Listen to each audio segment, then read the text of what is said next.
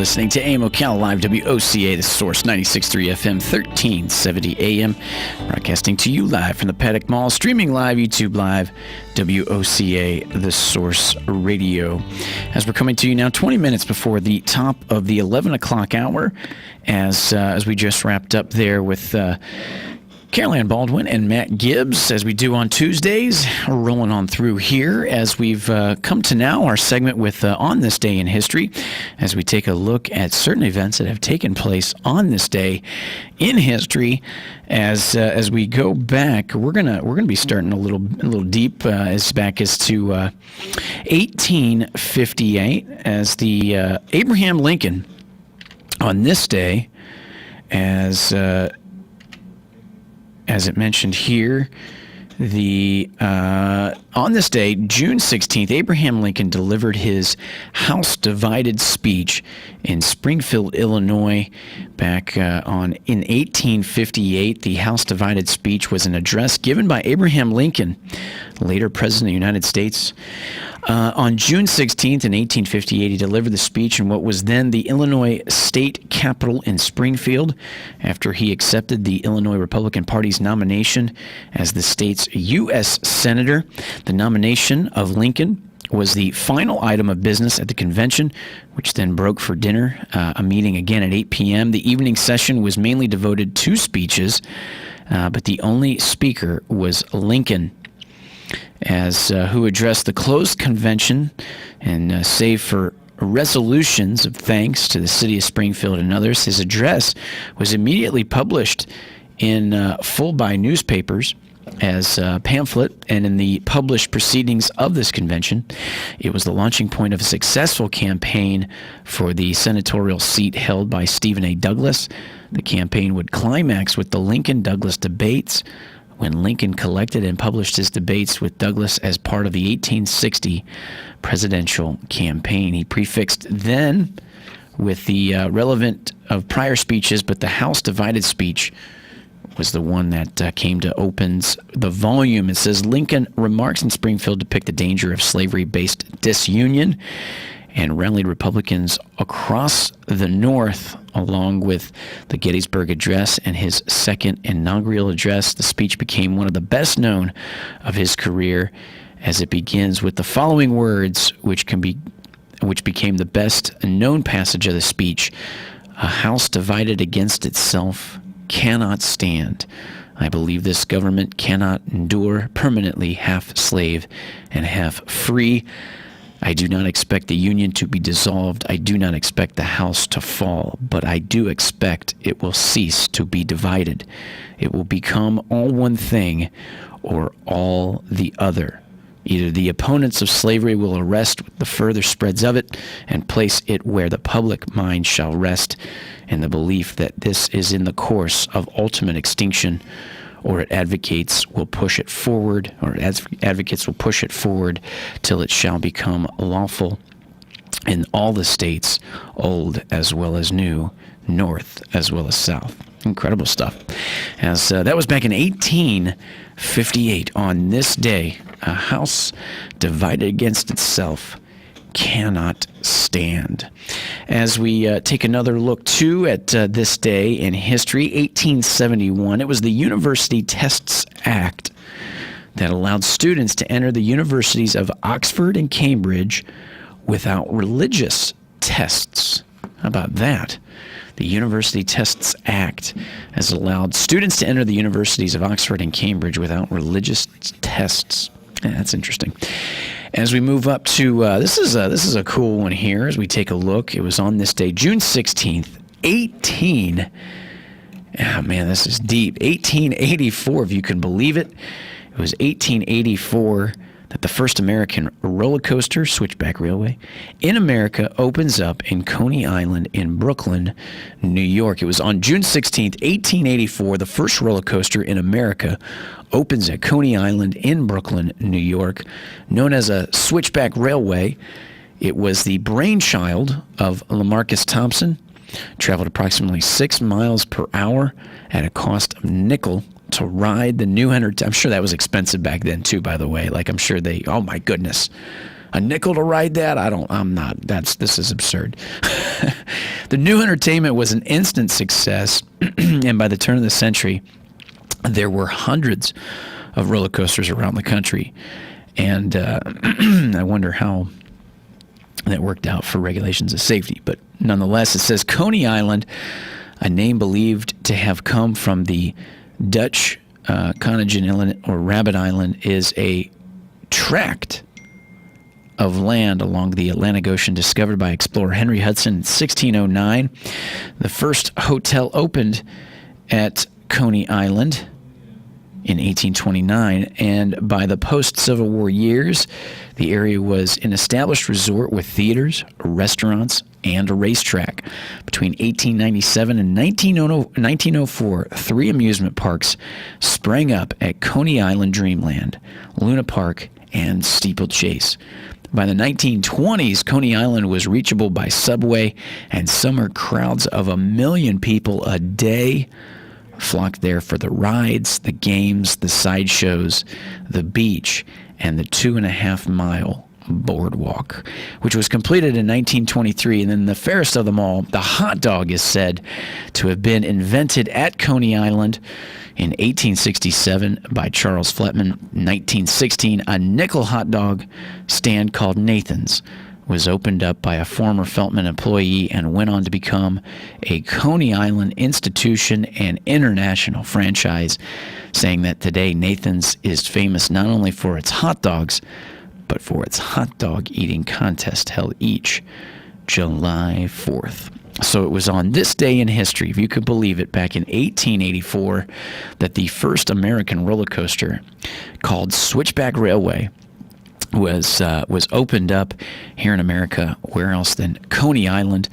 As roller coasters and amusement parks experienced a decline during certain big times, such as the Great Depression or World War II. It says when Americans had less cash to spend on entertainment, they said finally in 1955, the opening of Disneyland in Anaheim, California, signaled the advent of the modern theme park and a rebirth of the roller coaster. Disneyland's success sparked a wave of new parks and coasters, and by the 1970s, parks were competing to create the most thrilling of rides. But it was on this day in 1884. Absolutely incredible. Incredible. As we take a look back, too, on this day in history, as we look towards the mid-60s, as in 1965, as Bob Dylan recorded on this day in 1965, recorded the song and hit Like a Rolling Stone with session musicians Mike Bloomfield and rookie Al Cooper, whose improvised riffs on the organ became one of rock's most recognizable sounds, and Rolling Stone magazine ranked it the greatest song in rock history, revolutionary at the time for being, get this, 6 minutes long. That's absolutely incredible there when you do think about the length of the song.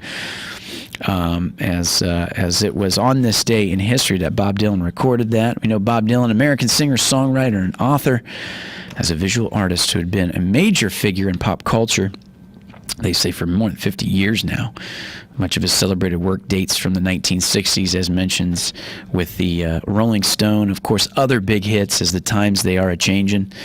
That makes me think this song in particular has a moment in my life where when I was just out of high school and I moved to the state of California in the Bay Area, and as we were living there, I moved there with a high school girlfriend, and we were living with her uncle out there trying to take a stab at the real world and life on the West Coast.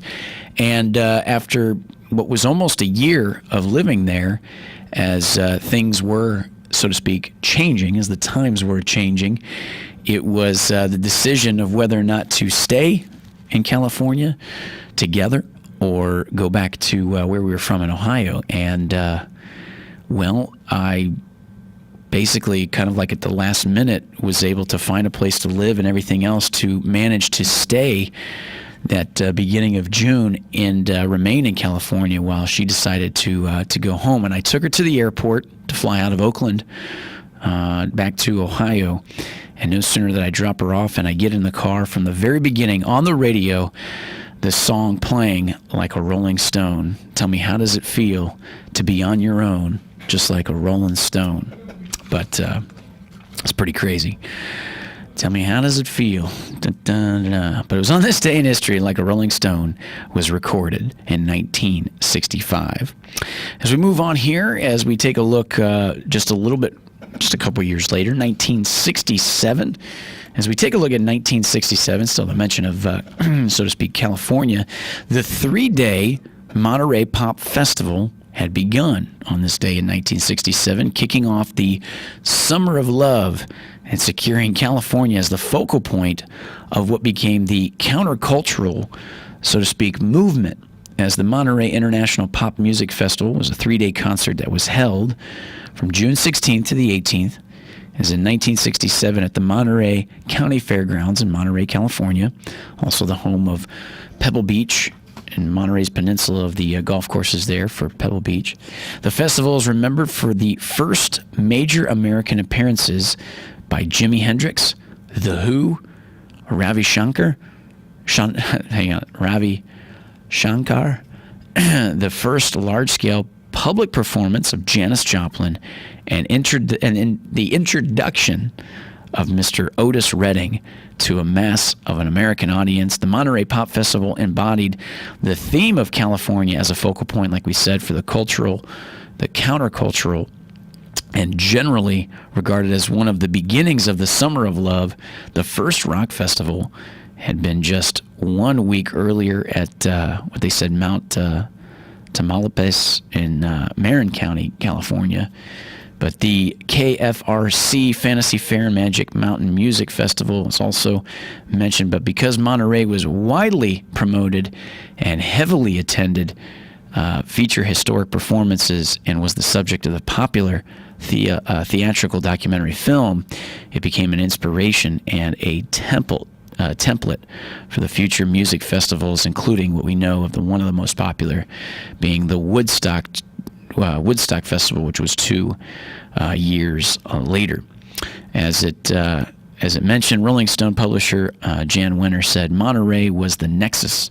It sprang from what the Beatles began, and from it sprang what followed as the like we said, the incredible 3-day and the kicking off the Summer of Love. But the big ones that were mentioned in lieu of this music festival, like we said, for the first major appearances of Jimi Hendrix Experience, The Who, and Janis Joplin, and then the introduction of Mr. Otis Redding sitting on the dock of the bay back in 1967. As we move forward here in the idea of on this day in history, the Blues Brothers film starring John Belushi and Dan Aykroyd premiered, featured Aretha Franklin as a restaurant owner and Ray Charles in the role of streetwise store owner. Opened up back in 1980. Very, very popular hit. And also, too, with the mention of what we have within Ocala here of Mojo's Grill. I know they're a huge fan of the Blues Brothers atmosphere and expectation of music and theme, as it was on this day in history, back in 1980, that film opened up and released. As we move on, also another movie that was a huge hit and touches Ocala in a certain way was on this day in history of June 16th, 1978. The massive, successful, big screen box office musical slam, Grease, as it hits big screens with John Travolta and Olivia Newton-John. Like we said, just touching a little bit of Ocala, knowing that we have Mr. John Travolta, who resides here in Ocala, as that's probably one of the big ones. A illustrious career nonetheless, but probably one of the biggest ones that put him on the map as far as what everybody's probably known of or resembles thinking of him in a movie is, I'd say, either Pulp Fiction or the movie Grease, which opened up on this day back in 1978. So there you go. As we take a look here and round out one more, as we look at 2008, it was on this day in 2008, June 16th, 2008, that Honda delivers the first of 200 Honda FCX Clarities, which run on hydrogen and electricity, emitting only water vapor. They are only available on lease and in California, where they are a few hydrogen fueling stations. But it was on this day in 2008 that, like we said, delivered the Honda. It's considered the Honda FCX Clarity. FCX Clarity, that's how you say it. As it's a nameplate used by Honda on alternative fuel vehicles, initially used, like we said, on hydrogen fuel cell electric, as they had this come out on this day in 2008. In 2017, the nameplate was expanded to include the battery electric Honda Clarity plug-in hybrid and the Honda Clarity plug-in hybrid edition with the fuel cell. So what happened to it? As they say, is a concept, and it was available with, like we said, hydrogen fuel cell electric, as they mentioned, is electric car qualities such as zero emissions while offering 5-minute refueling times and long range in full function large sedans. It was the first hydrogen fuel cell vehicle available to retail customers. Now, production began in 2008, today, June 2008, with leasing in the U.S. Commenced in July. It was introduced in Japan in November. It says the FCX Clarity was available for lease in the United States, Japan, and Europe altogether. And in the U.S., it was only available for customers who live in Southern California, where the several hydrogen fueling stations were available. It was leased for $600 a month in 2010, including coverage, maintenance, roadside assistance, and hydrogen fuel. There were around 10 others on lease in Japan and another 10 in Europe in 2009. One of the reasons for such a low number of cars in the U.S. was a lack of the hydrogen fueling stations. And then the idea in 2014, Honda announced to phase out that FCX Clarity as it ran from 2008 to 2015, as Honda leased a total of 48 of these units in the U.S. Market, which is kind of crazy. But there you go. It was on this day in history. As we round out our show here now, coming towards the top of the 11 o'clock hour, thank you for listening to AM Ocala Live. Like I said, I was your host. We had a good show, as we do on Tuesdays. As we stay tuned for tomorrow. We got a busy day tomorrow for Wednesday. We'll have Avilio in the studio. We got a few interviews there in the early hours. Of course, we'll be talking with Galen and thereafter. But thank you for listening. Special thanks to Tish, to Galen, to Joe and Dan. Appreciate it. And until tomorrow, everybody, thank you for listening. And until tomorrow, goodbye.